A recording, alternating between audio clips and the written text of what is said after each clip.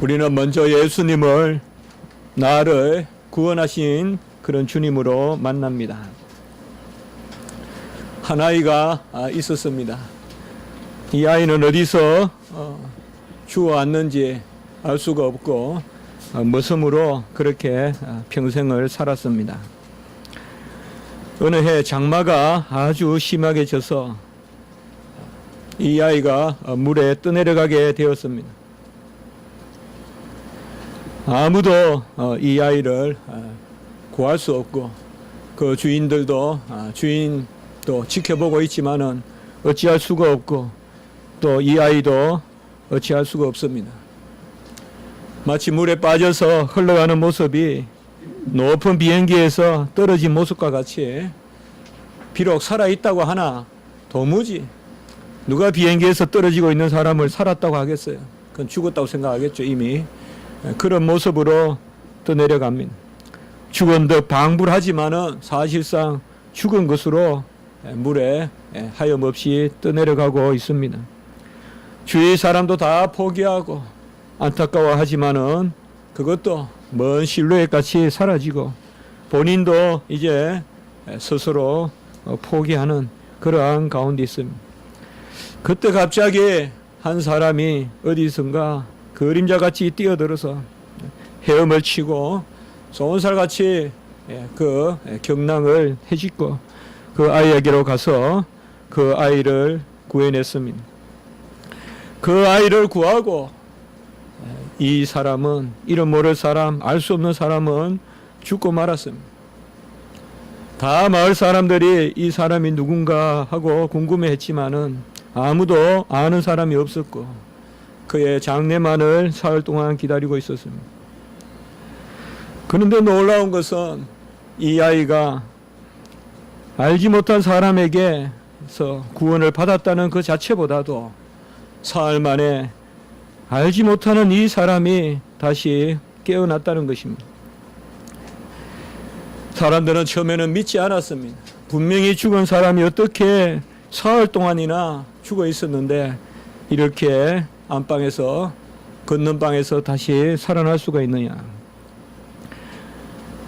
그래서 만져도 보고 쳐다도 봤지만은 그는 분명히 사람이었고 어떤 환영이나 어떤 헛것이 아니었습니다. 그 머슴아이는 자기를 살려준 사람을 나의 생명의 주라고 그렇게 부르고 생명을 구해주신 구원자라고 이렇게 불렀습니다. 그런데 어느 날 이 아이가 이제 한 이틀 사흘 지나서 이 자기를 구해준 분에게 물어봤습니다. 당신이 누구시길래 나를 이렇게 그 생명을 버리면서까지 죽으시면서까지 나를 구해 주신 것입니까? 그때 이 낯선 사람이 이렇게 이야기합니다. 내가 너를 구해 준 것은 내가 너를 낳았기 때문이다. 내가 너를 지었다. 내가 너의 아버지다. 내가 너를 지었기 때문에 나는 줄곧 너를 지켜보고 있었고 네가 떠내려갈 때 다 너를 구하러 들어가지 않았지만은 나는 너를 구하러 들어간 것이다. 내가 너를 지명하여 불렀고 내가 너를 낳았고 그러니 너는 내 것이다. 이 아이가 묻습니다. 그러면 우리 전에 당신이 나를 짓기 전에 그렇게 있었습니까? 모든 사람을 짓기 전에 나는 있었다. 그러니 앞으로 네가 나로 말미암았으니 나를 위하여 사는 것이 마땅하다. 오늘 16절에 보면 그로 말미암고 그를 위하여 창조되었다. 평생 내가 어디서 태어났는지 내가 누군지 후에 말 알지 못하던 이 아이가 생명의 구원을 받으니 단순히 구원을 받은 그 너머로 창조의 비밀을 알게 되었습니다. 물에서 떠내려가는 나를 건져내신 분, 죄에 빠져 사망의 형벌로 죽음으로 내려가든 수월로 내려가든 나를 건져내신 분이 곧 나를 지으신 분이십니다. 오늘 14절의 말씀 15절 읽기 전에 바로 앞에 보면 그 아들 안에서 우리가 속량 곧 제사함을 얻었도다. 특별히 예수 그리스도 안에서란 말이 골로새서, 에베소서, 빌립보서 가장 많이 나옵니다. 안에서. 이 전치사 n이라는 헬라어인데 사실상 영어로 in이라고 쓰는데요. 더 엄밀하게 번역하면 by가 맞을 수 있습니다. 안에서 지었다. 오늘 14절에도 보면 그 아들 안에서 우리가 속량 곧 제사함을 얻었다. 그 아들에 의해서, 헬라어 n이라는 말은 안에서란 뜻도 되고 뭐뭐에 의해서 속량 곧 제사함을 얻었다. 우리가 엄마 품 안에서 났다라는 말과 엄마가 나를 낳았다는 말이 같죠. 그렇게 생각해 보면 헬라어 전치사 n이라는 말이 이해가 될 것입니다. 엄마 안에서 났다.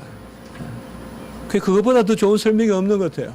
에베소, 빌립보, 골로새 읽을 때 아내라는 말이 나올 때는 엄마 안에서 났으니 엄마가 낳았다.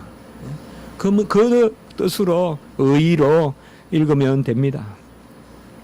바로 예수 그리스도 안에서 예수 그리스도에 의해서 우리가 속량 곧 제사함을 받았습니다.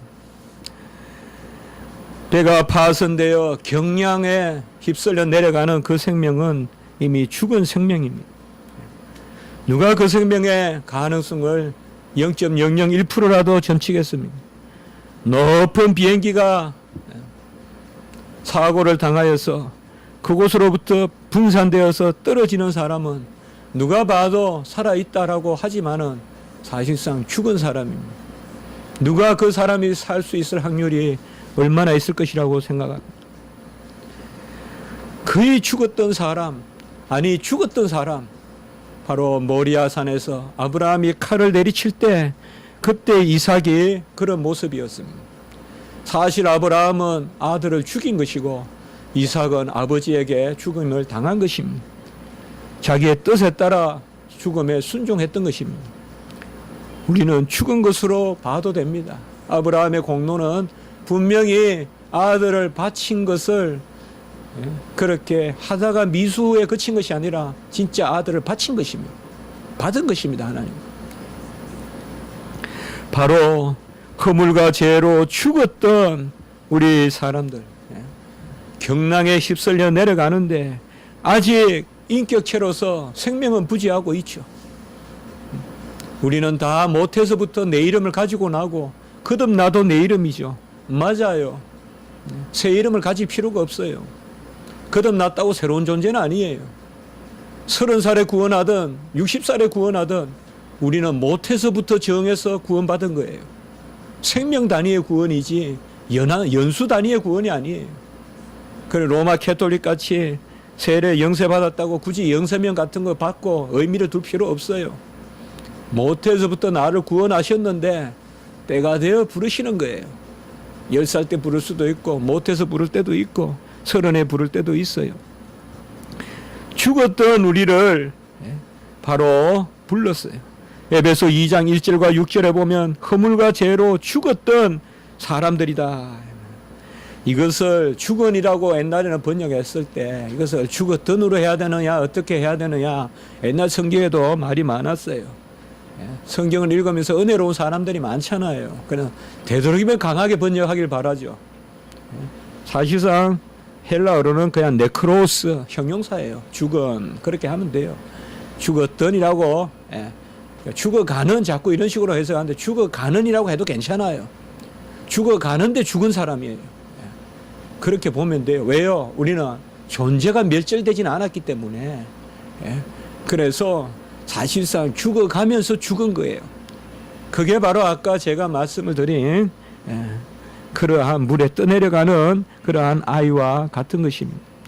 이 단어가 현격하게 성경에 사용되는 것이 사도행전 3장 15절이에요. 사도행전 3장에는 베드로의 설교가 나오잖아요. 솔로몬 행각에서 설교를 할 때 그 가장 하이라이트가 뭐냐? 하나님이 죽은 자 가운데서 그를 살리셨으니, 이때 죽은 자가 바로 네크로스예요. 하나님이 죽은 자 가운데서 그를 살리셨으니, 예수 그리스도를 죽은 자 가운데서 살리셨다.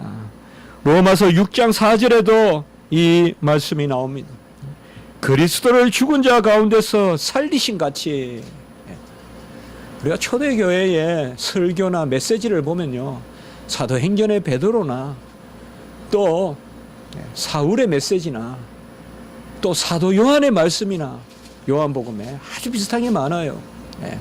연관된 하나님의 말씀으로 적재적소에 하나님이 그렇게 주십니다.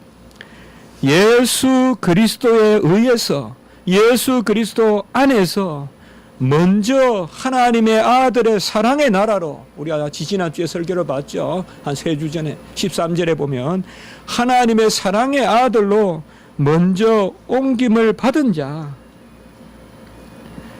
그 자에게 하나님은 네가 누구냐라고 말씀해 주십니다. 주님은 먼저 우리에게 건져주시는 자, 살려주시는 자, 속량해 주시는 자, 죄를 사해 주시는 자로 먼저 우리에게 계시되십니다. 그래야 우리가 그의 사랑 안에 거하게 하시고, 그리고 그 다음에 우리가 질문을 던지게 합니다.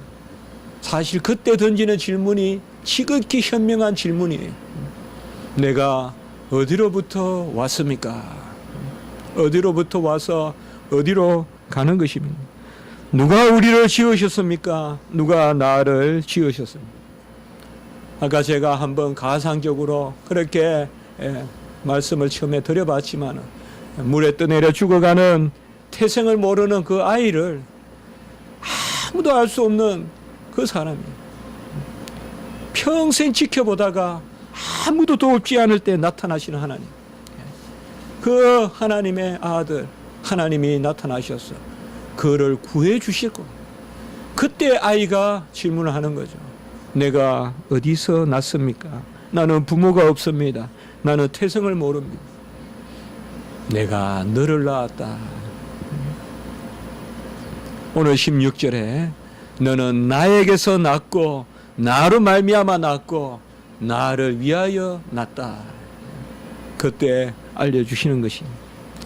철학자는 나는 누군가로부터 질문을 해서 하나님을 알려고 합니다. 대표적으로 데카르트는 생각하는 나로부터 절대 존재로 나아가려고 했습니다. 절대 답이 주어지지 않습니다. 먼저 구원의 은혜 가운데서 새 생명의 영으로 그가 나의 생명의 주라고 고백할 때 비로소 우리는 그때 Who am I? 내가 누군지에 대한 질문을 던지게 되는 것입니다. 그때 던지는 질문이야말로 답을 찾는 질문 혹은 답에 이끌리는 그러한 질문인 것입니다. 우리는 내가 누군가 자주 묻습니다. 간혹은 이 질문이 나를 심연에 빠뜨리기도 하지만 간혹은 이 질문으로 우리가 살아남습니다. 나는 누군가라고 질문을 던질 때 나는 내가 누군지 몰라도, 내가 뭘 해야 될지, 어떻게 살아야 될지 몰라도 분명히 한 가지가 그 질문 안에 포함되어 있습니다. 생명을 얻은 나는 누구인가 이 말이죠. 먼저 구원받은 나는 누구인가. 그렇게 질문을 던질 때 나는 누구인가라는 질문은 그저 모호한 암중모색하는 그러한 사변적 철학적 질문에 그치는 것이 아니라 하나님이 답을 가지고 이끄시는 질문, 영광의 질문으로 나아가는 것입니다. 나를 구원하신, 물에서 나를 건져주신, 절대절명의 위기에서 내 자신조차 생명의 끈을 놓은 그 순간에 나를 구원해 주신 그 하나님의 은혜 가운데 질문을 던지는 거예요. 오늘 골로새서 말씀은 우리가 14절까지는 지난주에 봤어요. 3주 전에. 골로새서의 순서는 지극히 합당하다 이 말이에요. 먼저 구원주 하나님을 말씀하고 그가 나의 죄를 속하신 속량, 속량은 값을 치렀단 말이잖아요. 14절에 제사함, 값을 치러서 죄를 사해 주신 그분이 이제 15절 16절로부터 창조주 하나님이라고 나타나는 것입니다. 먼저 창조주를 말하지 않고 구원주를 말하는 것입니다. 이 순서가 분명히 옳은 것입니다. 절대 창조주로부터는 구원주로 나아갈 수 없습니다. 창조를 아무리 깊이 연구한다고 해도 구원주로 나아갈 수 없습니다. 아무리 현미경적으로 과학적으로 크게 좁게 봐도 절대 나의 기원을 알 수가 없어요. 혹은 나의 시작, 나의 끝을 알 수가 없어요. 먼저 구원을 받으면 합당하게 질문이 던져지고, 그 질문은 그저 몸부림치는 질문이 아니라 즐거운 질문이에요. 구원받은 사람이 나는 누굽니까? 라는 질문을 던질 때 그건 상당히 즐거운 질문이에요. 골로새 1장 16절, 우리는 누굽니까? 나는 누굽니까? 물에서 건짐받은 나는 누굽니까? 너는 그리스도에게서 창조되고 그리스도로 말미암고 그리스도를 위하여 창조된 존재다. 하늘과 땅이 보이는 것이나 보이지 않는 것이 16절에 모두 그에게서 그로 말미암고 그를 위하여 창조되었다.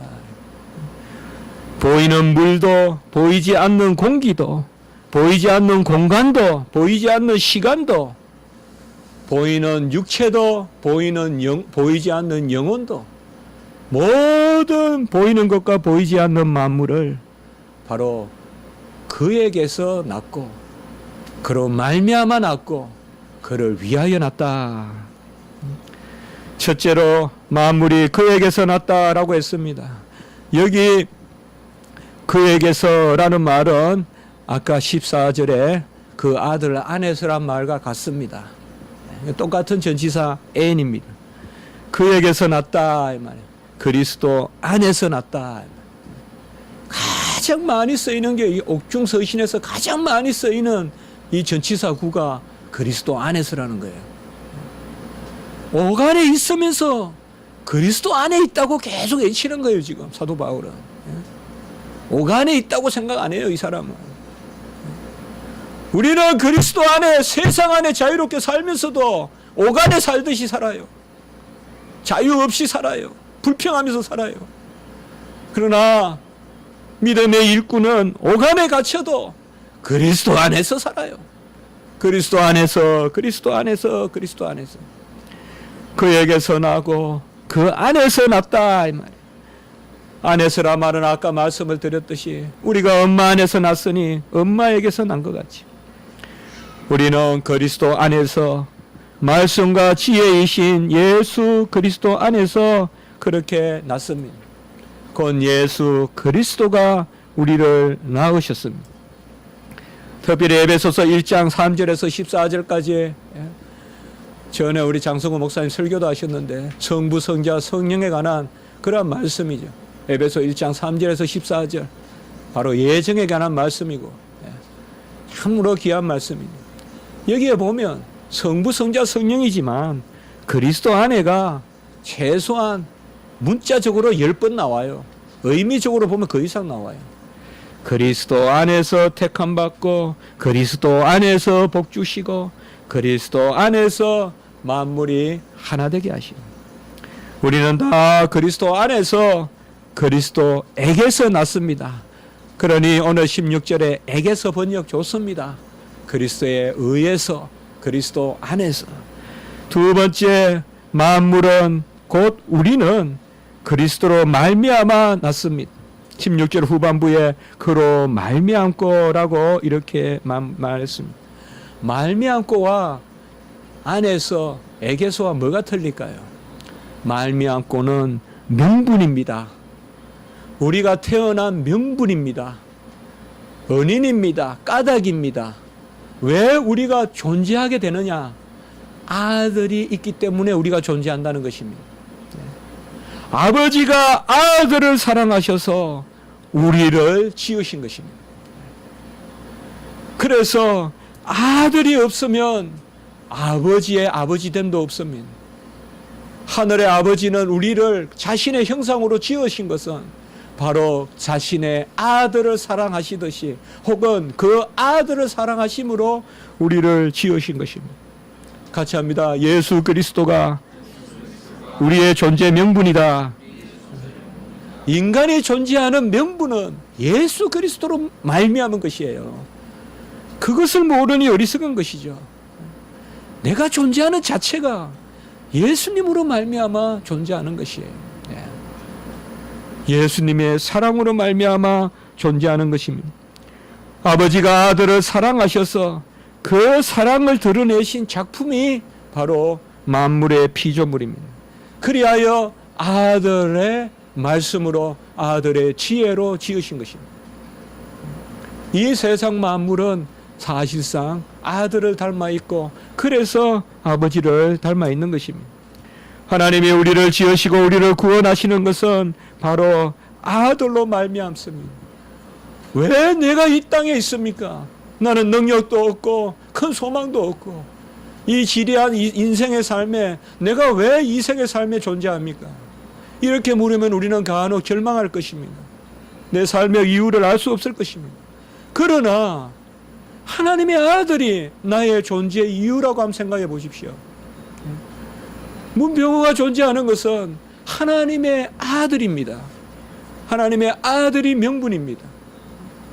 그가 아버지가 아들을 사랑하시고 아들이 아버지를 사랑하시는 그것으로 말미암아 우리가 지음을 받은 것입니다. 부부가 사랑함으로 말미암아 자녀가 나듯이 말이에요. 바로 아버지와 아들이 사랑함으로 말미암아 그 산물로 열매로 우리가 난 것입니다.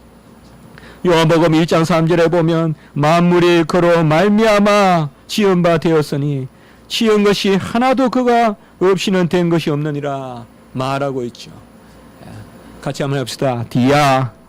헬라어로 디아라는 말이 있습니다. 이게 비슷합니다. 사실 영어하고도요. n이란 말은 in이고요. 디아라는 말은 영어에도 남아 있습니다. 디아는 쭉 이런 뜻이잖아요. 쭉 통하여서 이런 뜻이 있거든요. 그러니까 디아라는 말은 through라는 뜻입니다. 통하여서. 그런데 오늘은 조금 의미를 더 부여해서 그로 말미암아 이것은 명분인 것이죠. 우리가 이런 거 있잖아요. 정말 사랑의 이름으로 또 자비의 이름으로 그 명분이잖아요.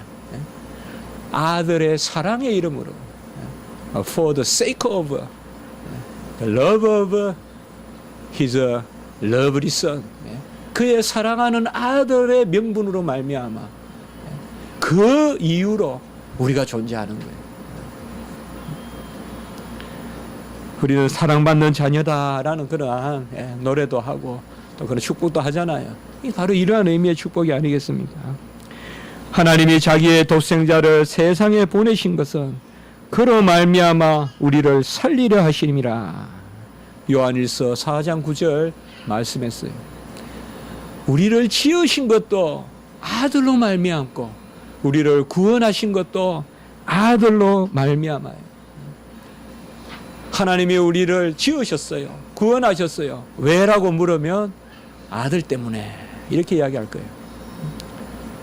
내 아들 때문에. 그것이 바로 아들을 통하여 에베소 1장 5절은 그 기쁘신 뜻대로 우리를 예정하사 예수 그리스도로 말미암아 자기의 아들들이 되게 하셨으니라고 이렇게 말씀하고 있습니다. 이렇듯이 예수 그리스도 안에서 의에서 에게서 지음을 받았을 뿐 아니라 예수 그리스도로 말미암아. 저는 이 말미암아란 말이 너무 좋더라고요. 모르겠어요. 내가 왜 여기 존재하는지. 간혹은 나리선 질문을 하는 사람도 있잖아요. 원망하듯이. 그러나 이 이상의 답이 있을까요? 예수 그리스도가 나의 존재의 명분이.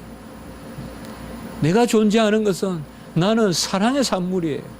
아버지가 예수님을 사랑하는 그 명분으로 나를 낳으신 거예요. 나를 있게 하신 거예요. 그러면 세 번째, 우리는 이러한 태생 가운데서 어떻게 어디로 가야 되겠느냐. 어디로 가야 되겠느냐.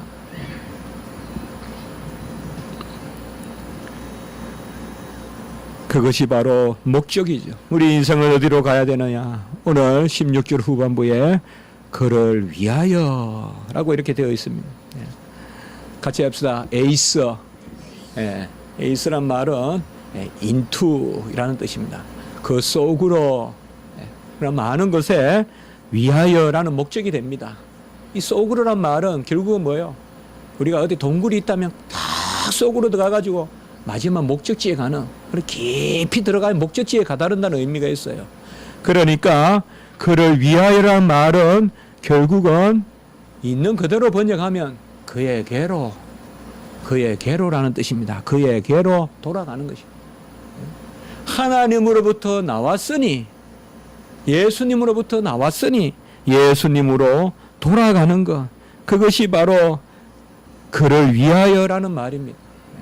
결국은 우리 존재의 답입니다.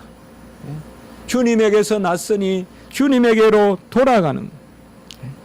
로마서 11장 36절에 보면 만물이 주에게서 나오고 주로 말미암고 나오죠. 디아, 그리고 주에게로 돌아가라니.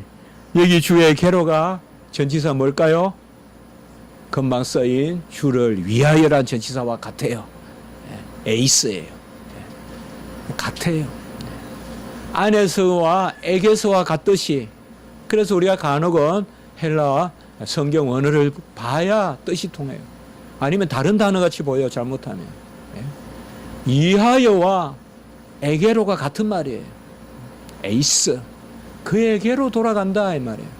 그에게로 돌아간다 이 말은 그를 위하여 산다는 것입니다. 나를 살려주신 그 생명이. 저도 한번 장마철에 물에 떠내려간 적이 있습니다. 물에 떠내려갔다기보다는 수영하러 갔다가 내과에서 여기까지 딱 오는 수영하는 데인데 걸어 내려가다 보니까 폭 들어가는 거예요. 그 모래 내과에서. 제가 수영을 못하거든요.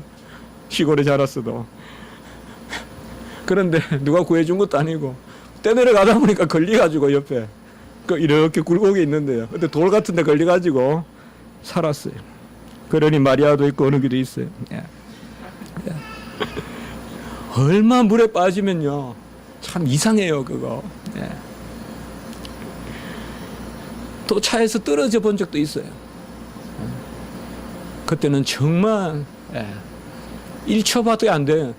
1초도 안 될 것 같은데요. 정말 수분이 지나간 것 같아요. 오래 기간 동안 막 푹 떨어져가지고 차가 겨울인데요. 그땐 정말 이게 끝이구나라는 생각을 다 할 수 있어요. 1초 만에. 다 하고 생각들도 다 지나가고 그런 경험을 해봤어요. 겨울에 다리를 탁 받고는 난간에서 떨어졌어요. 차가 두 동강이 났어요. 겨우겨우 빠져나와 살았어요. 근데 그런 가운데서 우리를 살려주셨으니 우리가 이제 누구를 위하여 살아겠느냐. 이 이하여란 말은 약해요. 어떻게 보면 이하여라는 말은 다분히 좀 소유적이에요. 에게로라는 말이 훨씬 강해요. 이건 존재적이에요. 이제는 내 존재 없는 거예요. 그러면 전부 모든 내 존재가 당신 속으로 들어가야 되는 거예요. 왜요? 당신이 나를 살리고 내 존재를 있게 했기 때문에, 내 소유를 있게 한 것이 아니라 내 자신의 생명을 살려주셨기 때문에. 욥기 1장 2절 21절 내가 모태에서 알몸으로 낳았사온즉 또한 알몸이 거리로 돌아갈지라. 같이 합니다. 주시니도 여호와시여 거두시니도 여호와이시니 여호와의 이름이 찬송을 받으실지니이다. 바로 이것입니다. 바로 주시니도 그에게서 그로 말미암아 났으니 그가 나를 주셨으니 그에게로 돌아가는 것, 그가 나를 거두시는 것이 합당하다. 우리말에도 신체 발부, 수지 부모란 말이 있죠. 신체 발부는 수지 부모다. 신체와 모발과 피부, 신체 발부는 수지 부모, 하나님이 주신 부모님의 주신 바 된 것이다. 이게 답이에요. 저는 이게 유교의 모랄리티라고 생각 안 해요. 우리의 심성이에요. 우리 속에. 여기에 답